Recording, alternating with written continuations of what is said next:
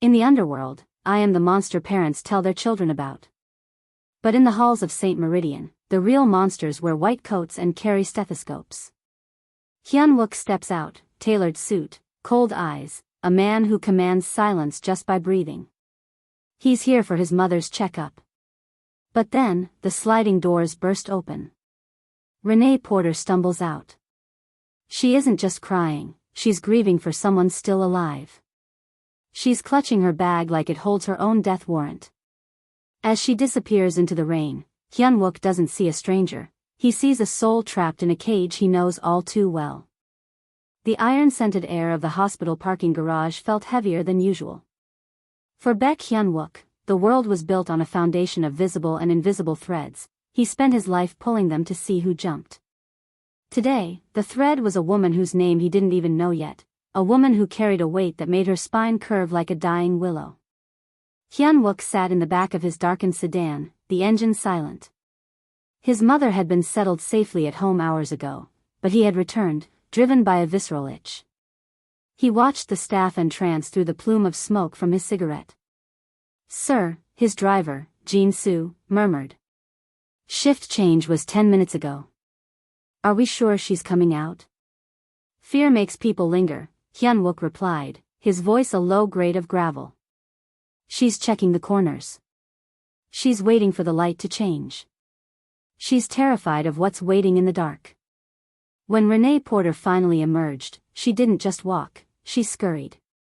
She wore a heavy coat despite the mild evening, her eyes darting toward every flickering overhead light. As she reached her rusted sedan, a silver SUV 2 rows back clicked its lights on. It didn't pull out. It just sat there, watching. Hyun-Wook's eyes narrowed. He recognized that brand of intimidation, the slow, psychological pressure of a predator letting the prey know the cage door was still locked. "Follow her," Hyun-Wook ordered. "Stay 2 cars back. And keep your eyes on the silver SUV." The drive was a jagged dance through the city. Renee drove erratically, taking 3 right turns to check for tails, a trick she'd likely learned out of pure desperation. Every time she looked in her rearview mirror, the silver SUV was there, a silent specter of authority. When she finally pulled into the lot of a crumbling apartment complex on the edge of the district, she didn't get out. She sat with her forehead pressed against the steering wheel. The silver SUV pulled up to the curb, idling. The driver lowered the window just an inch, a puff of cigar smoke escaping into the night air. Hyun-Wook stepped out of his car before Jin-soo could open the door. He walked with a predatory grace, his Italian leather shoes silent on the asphalt. He didn't head for Renee. He walked straight to the silver SUV. He tapped on the tinted glass with his signet ring. Clack. Clack. Clack. The window rolled down to reveal a man with a thick neck and a badge hanging from his rearview mirror. A detective. "Private property," the detective spat. "Move along, pal." Hyun-Wook leaned in, his face a mask of terrifying calm. "I don't care about the badge. I care about the girl. If I see this car here again, I won't call your captain. I'll call your undertaker." As the SUV peeled away in a screech of hesitant ego, Hyun-Wook turned to Renee's car. She was staring at him through the glass, her face pale, her eyes wide with a new kind of shock. He didn't move closer. He simply nodded, a silent promise that for tonight, the shadows belonged to him. The coffee shop was a relic of a bygone era, dimly lit, smelling of burnt beans and old paper, and tucked away in a corner of the city where the neon lights of the high-rises didn't reach. It was the kind of place where secrets were buried, not shared. Renee sat across from Hyun-Wook, her fingers locked so tightly around a ceramic mug that her knuckles turned a ghostly gray. She looked at him not as a savior, but as another storm she wasn't sure she could weather. "Why are you doing this?" she whispered. Her voice was thin, a frayed wire ready to snap. "You don't know me. People like you don't just help." Hyun-Wook watched the steam rise from his espresso. He didn't touch it. "You're right. I don't help. I eliminate nuisances." And seeing a woman hunted by men who hide behind badges and lab coats is a nuisance I find particularly offensive. He leaned forward, the shadows of the booth carving his features into sharp, unforgiving lines. The man in the silver SUV. He's a detective. Why is a city official spending his overtime stalking a nurse? Renee's breath hitched. A single tear escaped, tracing a path through the exhaustion etched onto her face. Because I saw the ledger, she choked out. At first, it was just a mistake. A patient, a man with no ID, no family, was marked for a routine gallbladder surgery. But he never came back to the ward. When I checked the records, he was listed as discharged. But I saw the body bag being moved to the basement in the middle of the night. She looked up, her eyes wide with the horror of the memory. It's not just one. It's dozens. They pick the ones nobody will miss. The homeless, the undocumented. The director, he calls them donors. But they aren't donating. They're being harvested. Hyun-Wook felt a cold, familiar fire ignite in his chest. In his world, violence had a purpose, territory, respect, business. But this? This was the systematic slaughter of the defenseless by the people sworn to heal them. It was a level of depravity that even a mafia boss found loathsome. I tried to go to the police, Renee continued, her voice trembling. The next day, Detective Miller met me in the break room. He didn't arrest me. He just showed me a photo of my mother's house. He told me that if I spoke again, I'd be the next donor on the table. Hyun-Wook reached across the table. He didn't touch her, he knew she was too fragile for that, but he placed his heavy signet ring on the table between them. They think they are the apex predators because they have a hospital and a badge, Hyun-Wook said, his voice dropping to a dangerous, silk-wrapped growl. They are mistaken. You are no longer alone, Renee. From this moment on, you are under the protection of the Baek Syndicate. Renee looked at the ring, then at the man whose eyes held the darkness of 1,000 nights. For the first time in months, her hands stopped shaking. What are you going to do? She asked. Hyun-Wook stood up, buttoning his suit jacket with slow, methodical precision. I'm going to perform an audit. And I'm going to start by cutting the heart out of this hospital. Hyun-Wook did not believe in coincidence, he believed in patterns. To the world, St. Meridian Medical Center was a beacon of healing. To him, it was now a ledger that needed to be balanced in blood and ink. He sat in his private study, the room illuminated only by a wall of monitors. Standing behind him was Min-ho, the Syndicate's lead technician, a man who could bypass a national bank's firewall in his sleep. The hospital's public records are pristine, Min-ho murmured, his fingers dancing across the keyboard. But the electricity usage in the sub-basement tells a different story. Level B4 doesn't exist on the blueprints, yet it's pulling enough power to run a surgical suite 24 hours a day. Hyun-Wook stared at the screen. Show me the money trail. Renee mentioned donors. Follow the organs. Min-ho clicked through a series of encrypted shell companies. It's sophisticated, sir.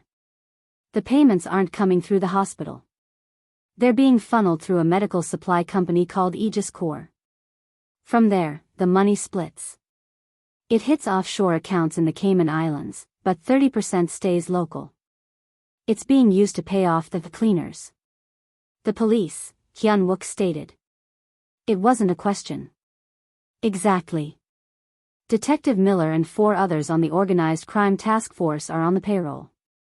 But here's the kicker, boss. Min-ho enlarged a document.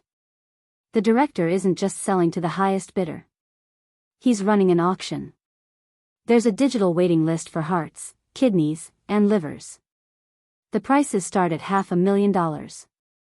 Hyun-Wook stood, walking toward the window that overlooked the glowing veins of the city. He thought of Renee, how she had looked in that coffee shop, a woman drowning in a sea of corporate cruelty.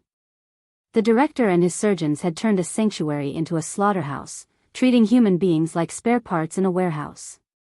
His jaw tightened. He had spent his life being called a monster, but he had never preyed on the weak. He had a code. These men had none. Get me the names of every surgeon involved, Hyun-Wook ordered, his voice a low, lethal vibration. And find out who is currently on that B4 floor. I want a list of every undocumented patient admitted in the last 48 hours.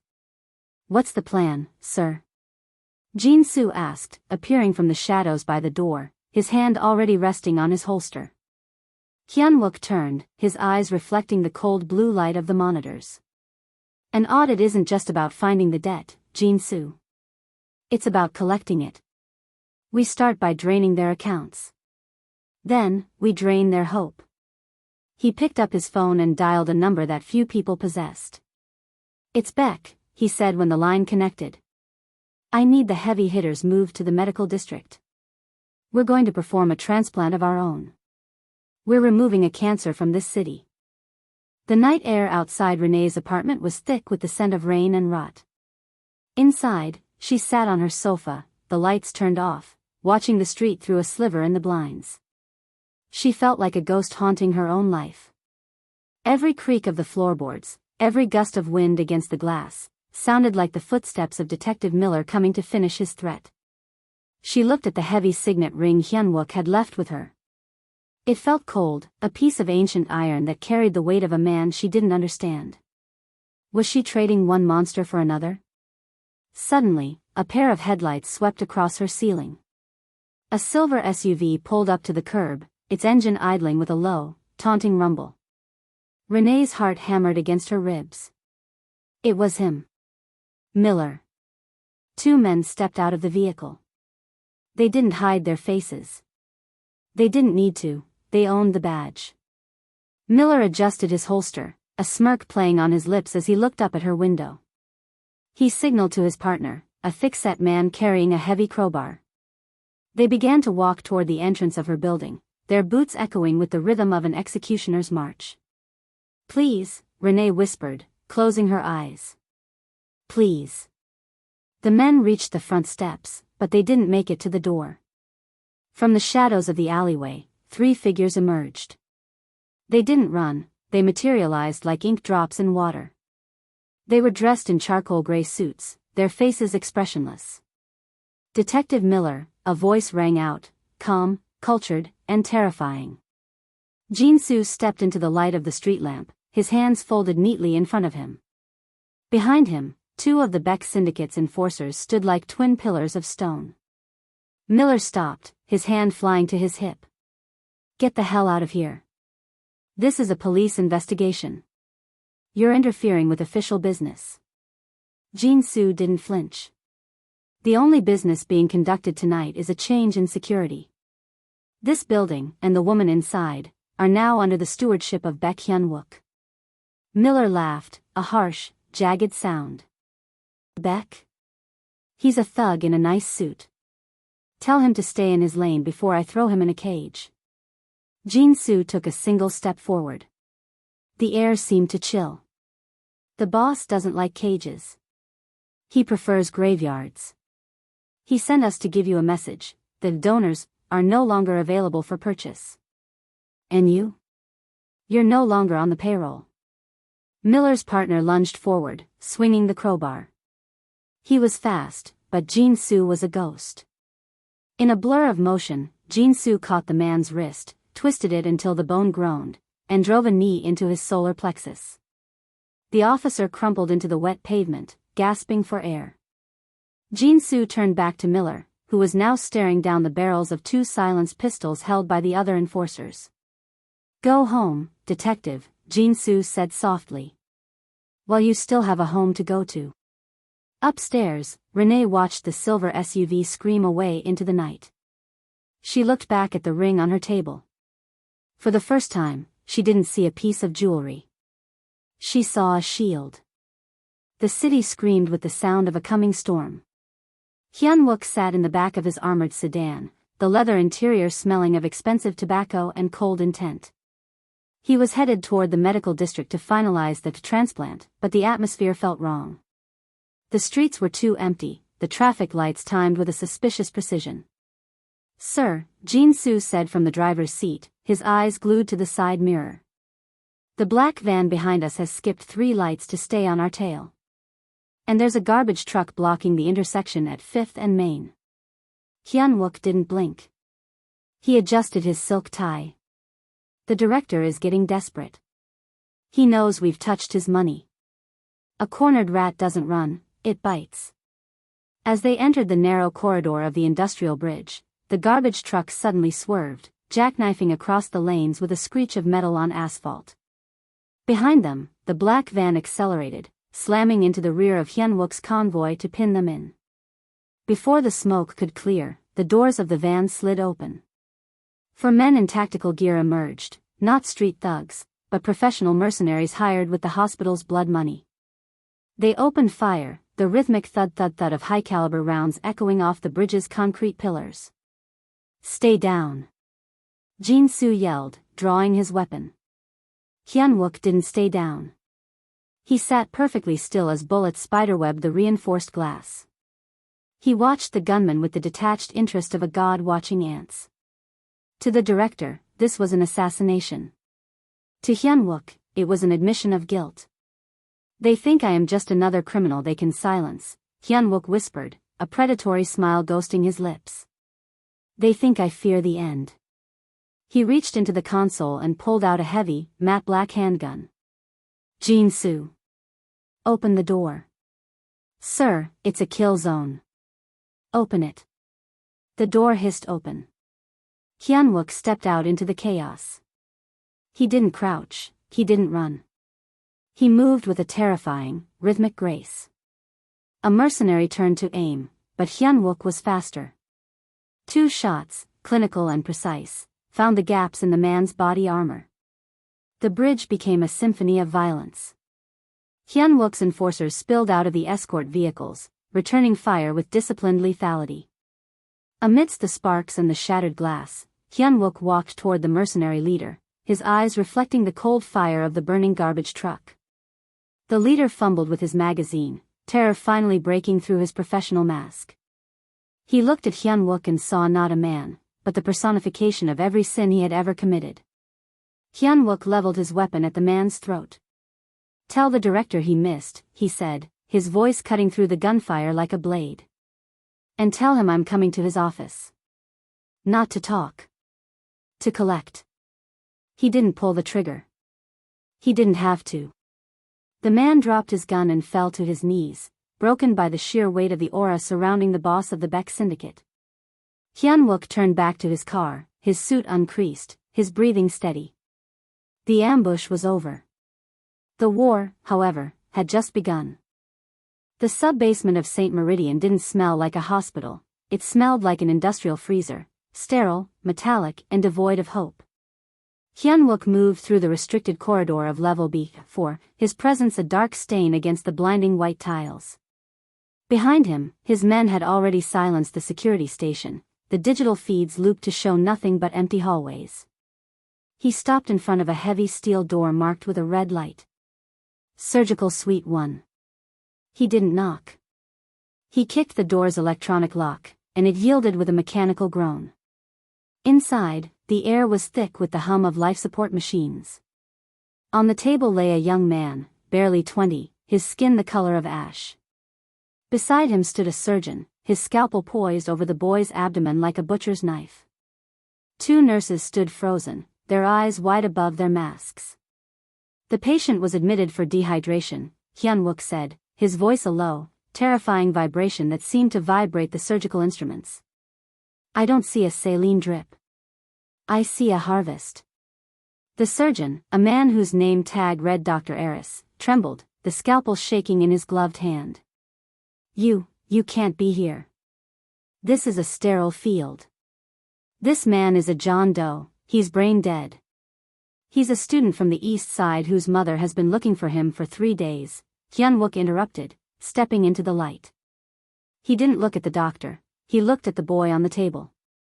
"He isn't brain dead. He's sedated beyond the point of return so you can turn his grief into a wire transfer. I have orders." Eris shrieked, backing away toward a wall-mounted intercom. In one fluid motion, Hyun-Wook reached out and gripped the surgeon's wrist.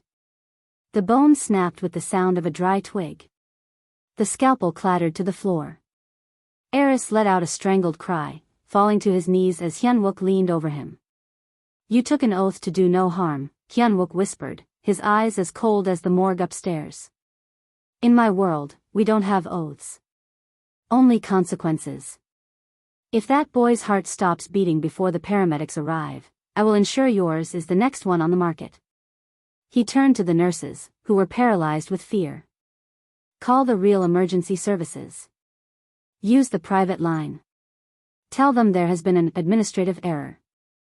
Hyun-Wook reached into his pocket and pulled out a small, encrypted drive, the one containing the footage of the room. He looked at the boy on the table, then at the broken man on the floor. He had seen enough blood in his life to fill a river, but this was different. This was the cold, calculated extraction of life for profit. As he turned to leave, his coat billowing like a shroud, he realized that killing these men would be too easy. He wanted them to watch as their ivory tower was dismantled, brick by bloody brick. Hyun-Wook sat in the back of his sedan, the blue light of a tablet reflecting in his dark eyes. Beside him, Minho's fingers blurred across a laptop keyboard. They weren't moving toward a safe house or a hideout. They were parked directly across from the city's largest media conglomerate, the skyscrapers of the news district looming like sentinels. "The footage from Suite 1 is uploaded to the cloud," Minho reported, a grim satisfaction in his voice. "I've also bypassed the firewall of the National Organ Registry. I'm cross-referencing the director's private ledger with the hospital's disposal records. The evidence is undeniable." Hyun-Wook stared at the screen. It showed the director, Dr. Sterling, sitting in his mahogany row office, sipping scotch, oblivious to the fact that his empire was currently being bled dry by a digital phantom. "He thinks he's safe because he bought the police," Hyun-Wook said, his voice a low, lethal silk. "He thinks his prestige is a shield. He's forgotten that in the age of light, shadows only have power until someone flips the switch." "Ready on your command, sir," Minho said. "The kill switch is live. It's not just going to the police. It's going to the FBI, the medical board, and every major news desk in the country. And for a little extra flair, I'm broadcasting the live feed of the B4 surgical floor to every billboard in Times Square and the local plaza." Hyun-Wook looked out the window. "Do it." With a single keystroke, the world shifted. Across the street, the giant digital display on the side of the news building flickered. The advertisement for a luxury watch vanished, replaced by the grainy, high-definition footage of Dr. Eris cowering on the floor of the sub-basement, with the pale, sedated boy on the table behind him. The audio, the surgeon's panicked confession and Hyun-Wook's chilling ultimatum, boomed across the crowded sidewalk. Pedestrians stopped in their tracks. Phones were pulled out. A collective gasp rose from the city like a physical wave. Within seconds, the news building erupted into chaos. Reporters scrambled to their desks, live feeds cut away from weather reports to the breaking horror of St. Meridian. The invisible people Renee had wept for were suddenly the only thing the world could see. Hyun-Wook watched the digital fire spread. This was a different kind of violence, one that didn't leave a body in an alley, but executed a reputation in real time. "The director's offshore accounts?" Hyun-Wook asked. "Empty," Minho replied. "I've rerouted the funds to a trust for the victims' families. He's currently worth $0.64. Hyun-Wook leaned back into the shadows of the leather seat. The director would wake up tomorrow to find himself a pariah, hunted by the very laws he thought he had mastered. "Drive," Hyun-Wook ordered. "The rat will try to flee. I want to be there to see him realize there's nowhere left to run." The private airfield on the outskirts of the city was a desolate stretch of cracked tarmac and fading hope. Rain lashed against the wings of a small, white Gulfstream jet, its engines whining as they prepped for a desperate escape. Director Sterling fumbled with his briefcase, his face a frantic mask of sweat and shattered ego. He had lost everything in an hour, his reputation, his fortune, his sanctuary. His only goal now was the border. "Move. Why aren't we moving?" Sterling screamed at the pilot, but the cockpit remained silent. The jet's cabin door hissed open, but it wasn't the flight crew who stepped out. It was the smell of expensive tobacco and the chill of the coming winter. Baek Hyun-Wook stepped into the cabin, his coat dried despite the torrential downpour outside. He moved with the terrifying stillness of a shark in a shallow pool. Behind him, Jin-soo stood in the doorway, a silent shadow blocking the only exit. "The flight plan has been cancelled, Director," Hyun-Wook said, his voice a calm, rhythmic low that cut through the engine's roar. Sterling scrambled back into his leather seat, clutching his briefcase like a shield. You did this. You destroyed me. Do you have any idea who I am? I've saved lives. I've built a legacy." "You didn't build a legacy," Hyun-Wook replied, stopping just inches from the man. "You built a graveyard and called it a clinic. You took the one thing even a man like me respects, the sanctity of a life that has nothing left." "I'll give you money," Sterling pleaded, his voice cracking into a pathetic whine. "I have hidden accounts. Millions. Just let me take this plane." Hyun-Wook leaned down, his face inches from Sterling's. The director looked into Hyun-Wook's eyes and saw no mercy, no greed, and no anger, only a cold, final judgment. "You have $0, Director. And you have no more time." Hyun-Wook reached out, but he didn't grab the man's throat. He reached for the briefcase, popped the latches, and dumped the contents, useless, frozen assets and shredded documents, onto the floor. "I'm not going to kill you," Hyun-Wook whispered.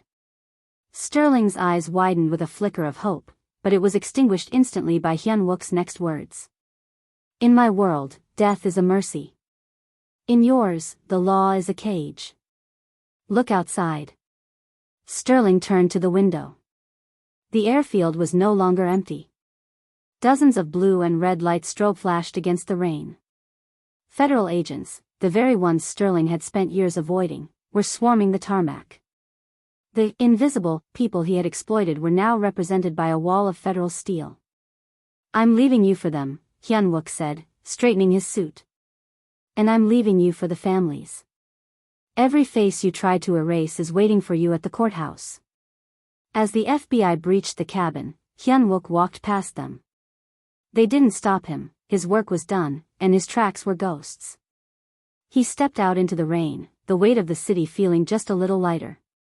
The predator had been hunted. The audit was complete. The morning sun over St. Meridian Medical Center was uncharacteristically bright, reflecting off the glass facade that had once hidden a labyrinth of horrors. The yellow police tape was gone, replaced by a quiet, renewed bustle. The St. Meridian sign remained, but the name at the top of the board was different. The monsters had been purged, and the healers had returned. Renee Porter stood at the hospital entrance, the same sliding doors she had burst through in a state of collapse weeks ago. She smoothed the front of her clean, blue scrubs. Her breathing was even. Her shoulders, once hunched under the weight of a terrible secret, were square and certain. She walked through the lobby, and for the first time in years, she didn't look over her shoulder.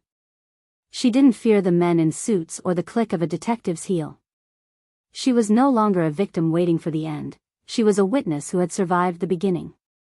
In the parking lot, a sleek black sedan sat in the shadows of an oak tree. Inside, the air was cool and still. "She looks different," Jin-soo remarked from the driver's seat, watching Renee through the windshield. "Stronger." Hyun-Wook sat in the back, his gaze fixed on the young woman as she greeted a patient with a genuine smile.